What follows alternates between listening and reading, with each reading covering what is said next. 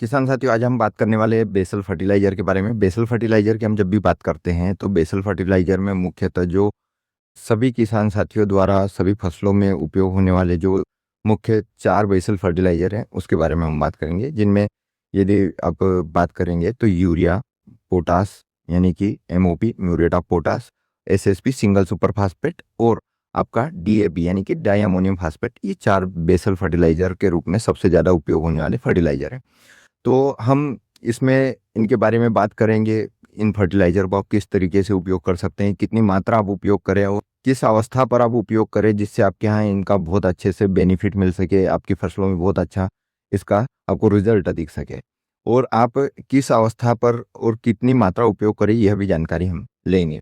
तो किसान साथियों, जैसे हम बात कर रहे हैं बेसल फर्टिलाइज़र के बारे में, इसमें सबसे पहले हम शुरुआत करेंगे तो सबसे पहला जो बेसल फर्टिलाइज़र सबसे ज़्यादा मात्रा में किसान भाइयों द्वारा उपयोग किया जाता है वो है यूरिया। और यूरिया की जब भी बात की जाती है तो यूरिया आपके यहाँ जो है सिंगल न्यूट्रिएंट के लिए होता है। इसमें नाइट्रोजन की मात्रा होती, जो यूरिया आप लेते हैं इसमें 46% नाइट्रोजन होता है। अब यूरिया को सबसे ज़्यादा इम्पोर्टेंस इसलिए दी जाती है क्योंकि नाइट्रोजन की आवश्यकता लगभग लगभग सभी फसलों में बहुत ज़्यादा आवश्यकता होती है इसकी।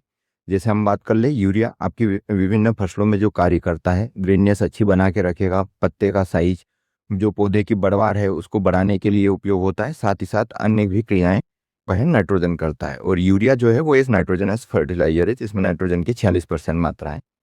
अब यूरिया का उपयोग यदि आप देखेंगे तो इसका उपयोग आपको कभी भी किसी भी फसल में पूरी मात्रा एक बार में उपयोग नहीं करना है, क्योंकि नाइट्रोजनस फर्टिलाइजर यानी कि नाइट्रोजन वाले फर्टिलाइजर जितने भी होते हैं, इनकी अधिक मात्रा भी आप उपयोग करेंगे तो ये नाइट्रोजन ऐसा तत्व है जो आपके फसलों को जितना उपलब्ध होना है हो जाएगा। इसके अतिरिक्त यदि आपने अधिक मात्रा यदि उपयोग कर ली है तो नाइट्रोजन पानी के साथ घुल के या तो लीच आउट हो जाता है, यानी कि आपकी ज़मीन में नीचे की तरफ उतर जाएगा, आपके जो फसल है, पौधा है, उसके जड़ क्षेत्र से बाहर हो जाएगा और वो कोई काम का नहीं रहेगा। या फिर वो हवा में गैस बन के, अमोनिया गैस बन के आपका हवा में चले जाएगा, जिसको पौधा नहीं ले सकता है।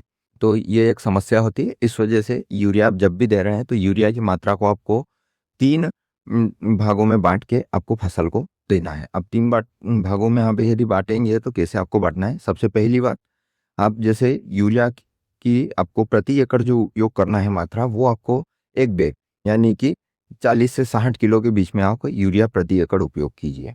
अब ये 40 से 60 किलो जो मात्रा है इसको आप 3 भाग में बाँटिए। एक तो जो आपका 50% भाग इसका आपको बुआई के समय आपको उपयोग करना है, या आपके यहाँ जो पौधे लगाए हैं आपके ट्रांसप्लांटिंग की है, या फिर जो भी फसल है आपकी शुरुआती अवस्था में आप इसका उपयोग 50% करेंगे। 20 से 25 दिन पर जब आप पहला पानी देंगे, उस अवस्था पर आप यूरिया की 25% मात्रा उपयोग करें और 25% जो बचे हुए भाग हैं वो आपको फ्लावरिंग आने के जस्ट पहले-पहले अपनी फसल में उपयोग करना है, फूल आने के थोड़ा पहले। ये तो यूरिया की बात हुई। इसके बाद में हम जब दूसरे फर्टिलाइज़र की बात करते हैं तो वो है आपका डीएपी यानी कि डाई अमोनियम फास्फेट। इसमें आपको नाइट्रोजन भी मिलता है, साथ ही साथ इसमें फास्फोरस की मात्रा होती है। नाइट्रोजन 18% होता है, 46% फास्फोरस की मात्रा होती है। और डीएपी की यदि हम बात करें तो डीएपी सभी फसलों के लिए बहुत ही अच्छे तरीके से कार्य करता है। जो फास्फोरस की मात्रा होती है, जो फास्फोरस होता है वो आपकी फसलों में अच्छा जड़ विकास करता है, और जितना अच्छा जड़ विकास होता है पौधे को उतना अधिक पोषक तत्व लेने में आसानी होती है, और पौधे का जो ऊपर ग्रोथ है, ब्रांचिंग है, और जो आपके यहाँ ब्रांचिंग आना है, आपके यहाँ जो फुटाव होना है वो अच्छे से होता है। आपकी फसल बहुत अच्छे से शाखाएँ लेती है। तो जो डीएपी हम बात करते हैं तो डीएपी में फास्फोरस की मात्रा होती है जो मुख्यतः 46%। यह जो फास्फोरस होता है ये ज़्यादातर जो फसलें हैं या फिर ज़्यादातर जो ज़मीन है, मिट्टी है, वो कभी भी इसको पूरी तरह से उपयोग नहीं कर पाती है। फास्फोरस की मात्रा आप जो दे रहे हैं डीएपी के माध्यम से, इसको पौधा पूरी तरह से उपयोग नहीं कर सकता। आपके द्वारा दी गई फास्फोरस की मात्रा जो है डीएपी के माध्यम से, ये आपकी मिट्टी में फिक्स हो जाता है। इसकी कुछ मात्रा पौधा उपयोग कर पाता है और कुछ मात्रा आपके मिट्टी में रह जाता है।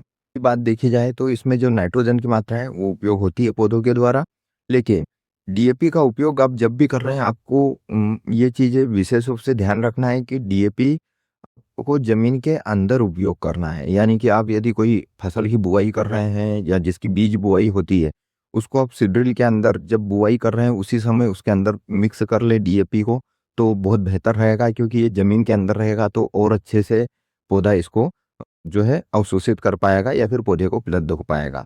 यदि आप इसको ऊपर बेसल खाद के रूप में यदि ज़मीन के ऊपर सतह पर डलवाएंगे तो इसका जो है जो इसकी उपयोगिता है वो कम हो जाती है, क्योंकि इसमें जो नाइट्रोजन की मात्रा है वो अमोनिकल फॉर्म में गैस बन के उड़ जाएगा और वो नाइट्रोजन किसी कार्य का नहीं रहेगा। इसलिए डीएपी का उपयोग आप जब भी करें तो कोशिश कीजिए या तो आप जो सीडली के अंदर डाल दीजिए और बुआई के समय करवा दीजिए, बीज के साथ में बुआई के साथ में डलवा दीजिए, या फिर आप डीएपी को बाद में यदि उपयोग करना चाहते हैं, खड़ी फसल में उपयोग करना चाहते हैं, तो आपको जो पौधा या फसल लगी हुई है उसके साइड में जमीन के अंदर गड़वा देना है, थोड़ी सी मिट्टी हटा के उसको अंदर डलवा के ऊपर से मिट्टी डलवा दें, तो ये आपके यहाँ बहुत अच्छे से कार्य करेगा।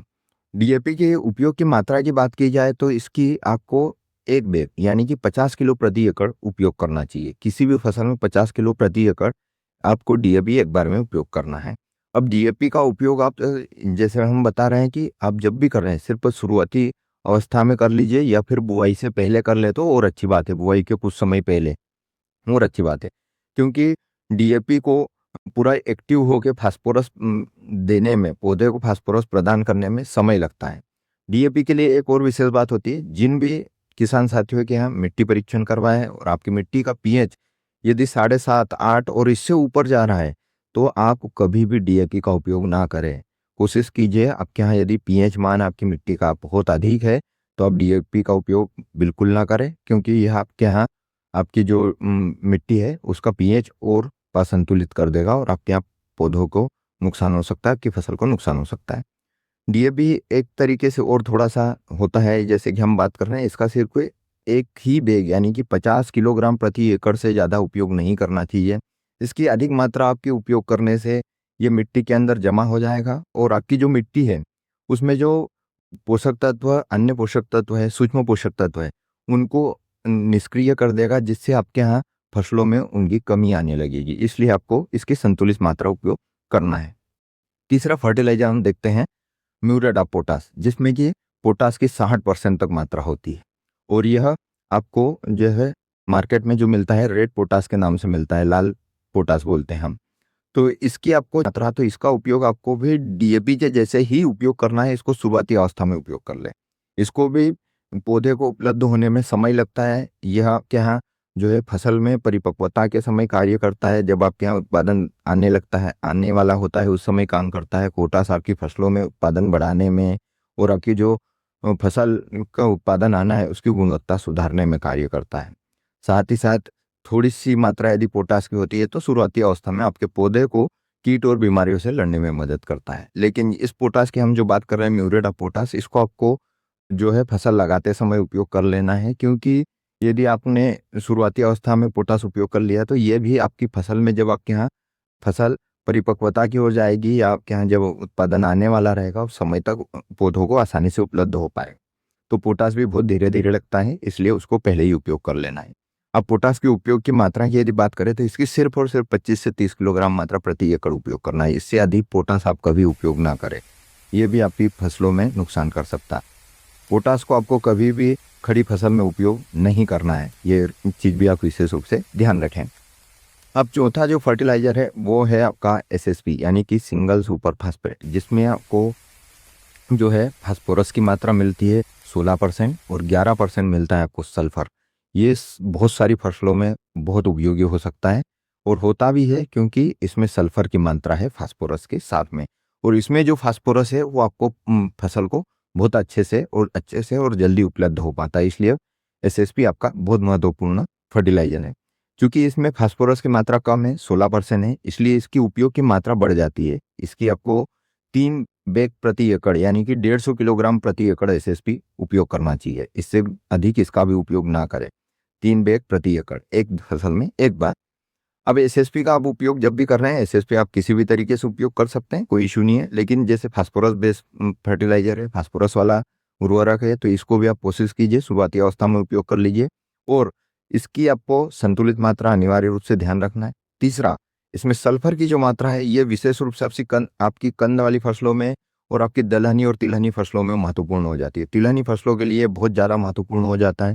जो भी तेल वाली फसलें रहती है उसमें उत्पादन आपका बढ़ेगा, उत्पादन की गुणवत्ता बढ़ेगी, क्योंकि इसमें जो सल्फर है वो उसकी गुणवत्ता को सुधारने में मदद करेगा।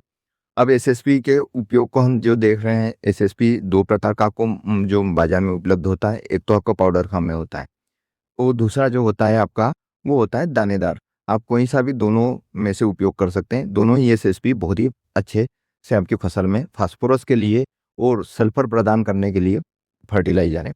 जो ऐसा फर्टिलाइज़र है जो आपको फास्फोरस और जो है सल्फर दोनों प्रदान करेगा। किसान साथियों, वीडियो अच्छी लगे तो हमारे चैनल को सब्सक्राइब कर लीजिए और बेल आइकन पर क्लिक कीजिए।